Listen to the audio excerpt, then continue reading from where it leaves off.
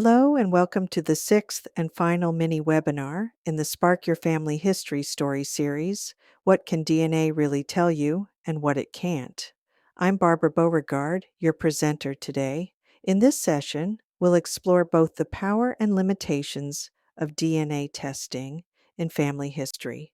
You'll learn what your test results can actually reveal, how to make sense of those ethnicity estimates, and how to work with cousin matches even when they're unexpected or unclear. But we'll also discuss what DNA can't do on its own and why traditional genealogy research is still essential to building a complete and trustworthy family tree.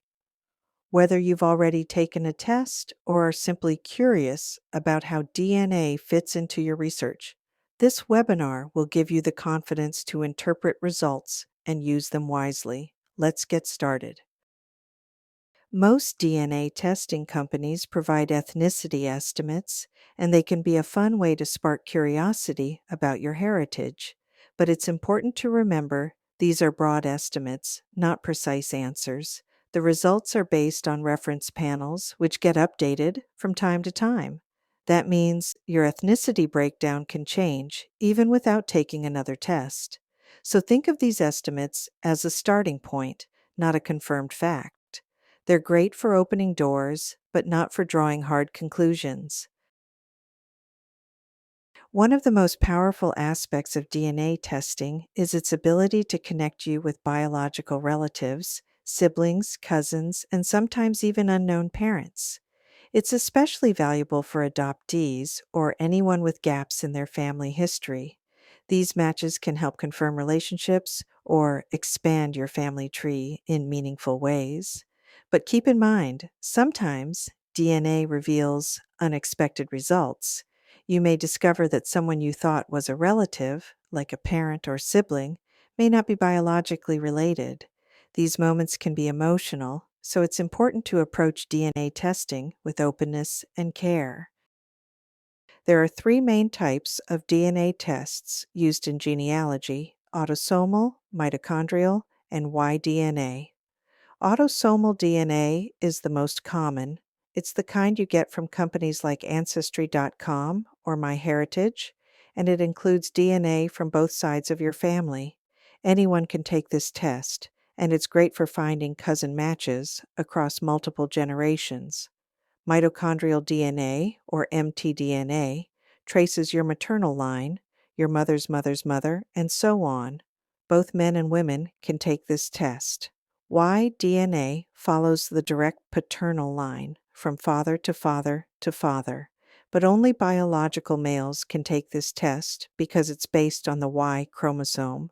While mtDNA and Y-DNA don't cover your full tree, they can reveal deep ancestral origins, migration patterns, and ancient haplogroups, giving you a glimpse into your long-term lineage. Some DNA testing companies offer health and trait reports. These might include things like your likelihood of lactose intolerance or how you metabolize caffeine.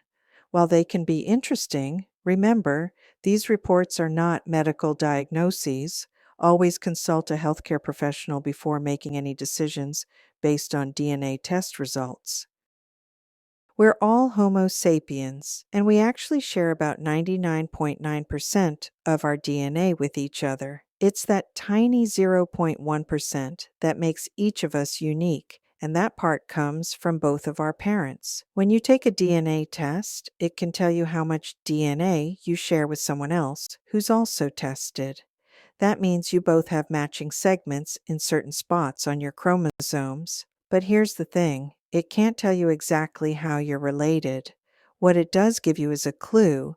The more DNA you share, the closer the relationship. The less you share, the further back in time your common ancestor is. So let's say you share 200 centimorgans with someone. That could mean a few different types of relationships, and the only way to figure out which one is correct is by doing the traditional genealogy research. Ethnicity and culture are not the same thing. DNA might tell you that you have Irish or Nigerian ancestry, but it won't tell you if your family celebrates Irish traditions, speaks Yoruba, or what stories shaped your childhood. Culture is about lived experiences, your food, language, music, and values. It's something passed down, practiced, and felt. DNA doesn't define your identity, it's your story and the stories of those who raised you that truly matter.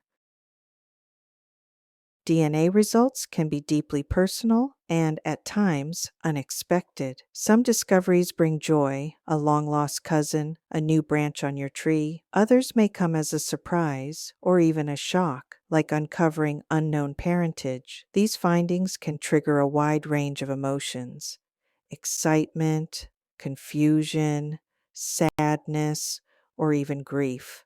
So be gentle with yourself and with others as you process what the results reveal. DNA tells you data. It's up to you to bring compassion and care to the story. DNA can sometimes indicate regional ancestry, like West Africa or the Americas, but it can't identify specific tribal affiliation or ethnic group membership. This is especially important for people of indigenous or African descent. Belonging to a tribe or community isn't just about shared DNA, it's about cultural traditions, legal recognition, and lived experience. Genetics is one part of identity, but true belonging goes much deeper. DNA is a powerful tool, but it's not the whole story. Think of it as a flashlight. It can illuminate hidden parts of your family history, but it won't draw the full map. To truly understand your roots, combine your DNA results with records, timelines, family stories, and historical context. That's where the real magic happens. You are more than your genes. Identity is not just inherited, it's lived. Honor both your genetic roots and your lived experiences. Preserve your biological story and your cultural legacy so that future generations can truly understand who you are. Thank you for joining me today. I hope you found this mini webinar both helpful and inspiring. If you've completed all 6 webinars in the Spark Your Family History Story series, congratulations. You're well on your way to uncovering and honoring your family's legacy. Together, we've covered the essential steps to help you get started, build momentum, and discover meaningful connections. Don't forget, each webinar has a companion blog article on my website with even more tips, examples, and ideas to support your next steps. Coming up next is Series 2, Safeguarding Your Family History, a deeper dive into how to protect your research from unexpected events and preserve it for future generations. And if you're ready to go even further, I invite you to explore my book, Here Today, Gone Tomorrow. A Guide to Protecting and Preserving Your Family History is available now on Amazon in both paperback and ebook formats. Thank you again for being part of this series. I look forward to seeing you in the next webinar. Until then, I wish you all the best in your family history journey.